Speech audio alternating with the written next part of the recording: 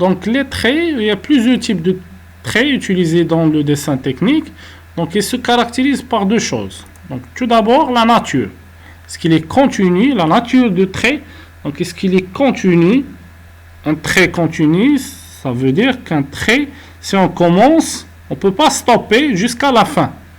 Donc on ne stoppe pas. Pour le deuxième type, c'est un trait interrompu. Ça veut dire que c'est un point tiré. Voilà, c'est un point tiré. Il est suspendu ou bien. Voilà.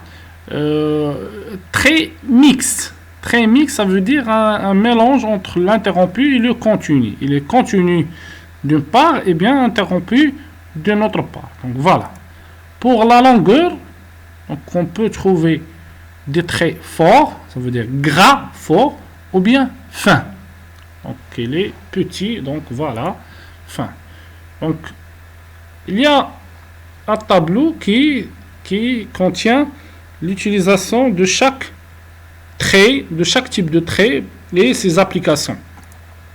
Donc pour le premier, c'est un trait, comment il est fort et continu. Donc trait continu, fort. Donc l'application, on utilise ce trait, pourquoi? Pour les arêtes, voilà, les arêtes et les contours visibles. C'est quelque chose que je peux le voir, donc je peux le dessiner avec un trait continu fort. Pour le cadre, on a déjà vu le cadre, le cadre qui est de 10 mm au bord des feuilles. Donc voilà, le cadre, il est dessiné avec un trait continu fort.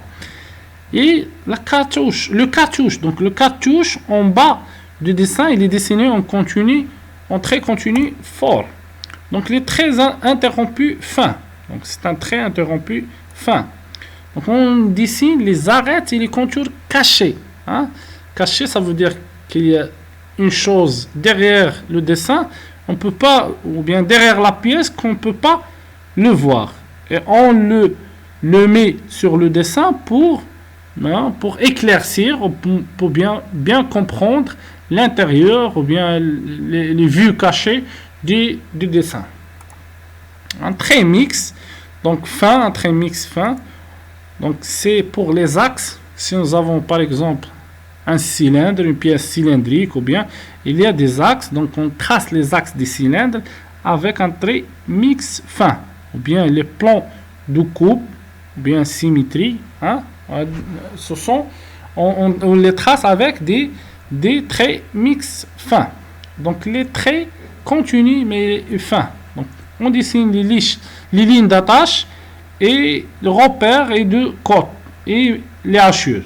Donc on va voir les hachures et les lignes d'attache dans la cotation et dans les coupes. Donc ce sont des traits continus mais ils sont fins. Pour les traits ondulés et traits en zigzag, donc on dessine les limites de vue et les coupes partielles. Les traits mixtes à deux tirés, ce sont des traits, ils sont mixtes mais à deux tirés. Donc voilà, à deux tirés. Donc on trace le contour de pièces voisines et parties situées en avant du plan de coupe. On va le voir dans les coupes, dans les cours après. Donc, ce qu'il faut retenir, c'est que deux traits continus forts ne se croisent jamais. On ne peut pas voir cette situation dans le dessin. Donc, on peut voir que cette situation. Donc, cette situation est interdite. Donc, voilà. Donc, à retenir, deux traits forts ne se croisent jamais. Jamais. Ils ne se croisent jamais. Et merci.